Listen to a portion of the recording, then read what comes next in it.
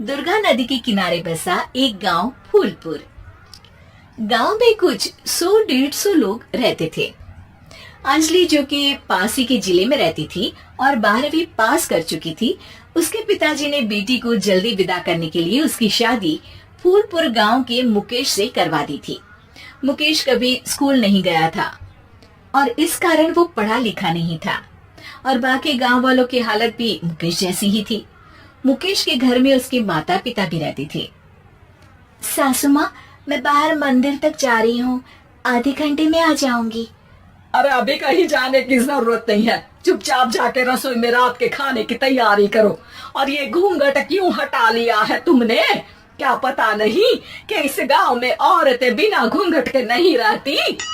रात में अंजलि छत पर जाकर अपनी मम्मी से बात कर रही होती है। तभी गांव की 3-4 औरतें उसे देख लेती है और दरवाजे पर आकर उसकी सास से शिकायत करने लगती है। और क्या हुआ? अरे छत पे तो देखो, आपकी बहू मटक मटक के किसी से फोन पर बात कर रही है। दिन भर फोन पे लगी रहती है। अरे कल तो मंदिर के पास वो क्या कहते हैं, सेल्फी ले रही थी। शहर की बहू रखना अच्छा शान की बात है, पर देखना इसके लक्षण से ये तो तुम्हारे परिवार को बदनाम ना कर दे। ये पहली बार नहीं था जब सास से गांव के लोगों ने अंजलि की बुराई या शिकायत नहीं की हो। अब तो ये रोज की बात थी। अंजलि ये सब सुन लेती है। जब वो नीचे जाती है तो मुकेश भी वहां आ जाता है। सास कहती है, बेटा, लोग घर आकर शिकायत करने लगे हैं बहू के कामों की।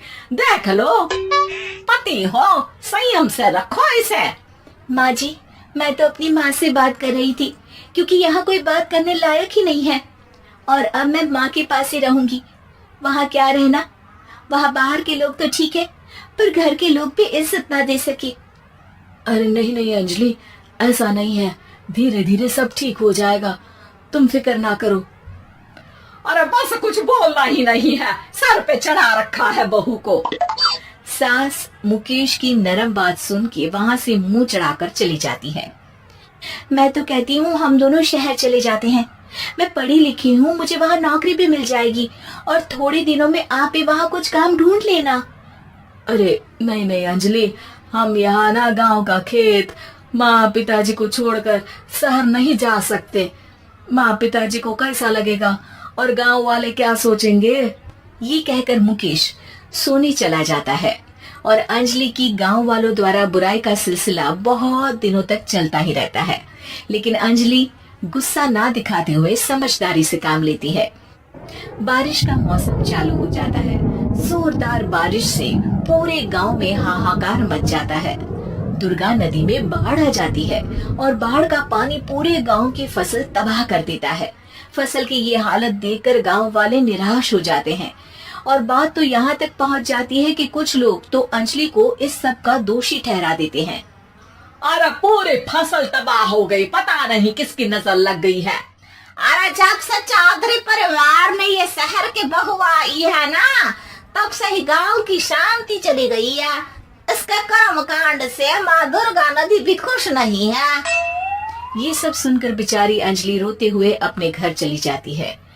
कुछ दिन बाद सभी गांव वाले अपनी फसल का मुआवजा लेकर अपने अपने घर आते हैं। मुकेश भी 1500 लेकर आता है। अंजलि को जब पासबुक दिखाता है तो अंजलि हैरान हो जाती है। अरे, ये पासबुक में तो उन्होंने 4000 की एंट्री करी है और आपको सिर्फ 1500 दिए। सच में? अरे वो सरकारी अफसर आपको बेवकूफ बना रहे हैं। सरकार की तरफ से हमें 4000 मिले हैं लेकिन बाकी का सारा पैसा खुद ही खा रहे हैं। आप लोग के अनपढ़ होने का फायदा उठा रहे हैं। ये सब सुनकर मुकेश परेशान हो जाता है लेकिन अंजलि उसे हिम्मत से काम लेने को कहती है और सुबह होते ही मुकेश को पंचायत कार्यालय ले जाती है और साथ में गांव के और लोगों को भी। आप सरकारी बाबू क्या गांव के लोगों को बेवकूफ समझते हैं? आपको क्या लगता है ये पढ़े लिखे नहीं है तो आप कुछ भी मनमानी करेंगे? ये बेचारे दिन रात इतनी मेहनत करते हैं, ये हमारे अन्नदाता है और आप इनके साथ ऐसा धोखा करते हैं।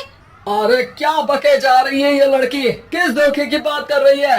अपने कांड करके नदी माँ को नाराज करके हमारा नुकसान करके इसे चैन नहीं मिला क्या? सरपंच जी, इन सरकारी बाबू ने मुझे बेवकूफ बनाया है और मेरे हिस्से के पैसे खुद चट कर गए। बस ये सुनते ही सरपंच वहां से दुम दबाकर भाग जाता है। पता चलता है कि जनपद अधिकारियों ने गांव के सरपंच के साथ मिलकर सबके साथ धोखा किया है। सब लोगों का विरोध शुरू हो जाता है और आखिर में अधिकारी सब गांव वालों के हिस्सों के बचे हुए पैसे उन्हें लौटा देते हैं और कई दिन तक सरपंच गांव में लौटता ही नहीं। अंजलि, तुम नहीं होती तो हम गांव वालों को तो पता ही नहीं चलता कि ये हमें हर बार बेवकूफ बनाते हैं। हाँ हाँ अंजलि बेटी, हमें माफ कर दो। हम सब तुम्हें बुरा भला कहते रहे, लेकिन तुमने ही आज हमें बेवकूफ बनाने से बचाया है। हमें तुम पर गर्व है बेटी। अब समझ आया कि सरपंच तुमसे नहीं, तुम्हारे पढ़े लिखे होने से नफरत करता था। क्यों ना इस बार हम अंजलि को ही सरपंच पद के लिए चुन ले? क्या कहते हो गांव वालों? पढ़ी लिखी सरपंच। बस पूरा गांव अंजलि के लिए ताली बजाता है और अंजलि की सास उसे खुशी से गले लगा लेती है।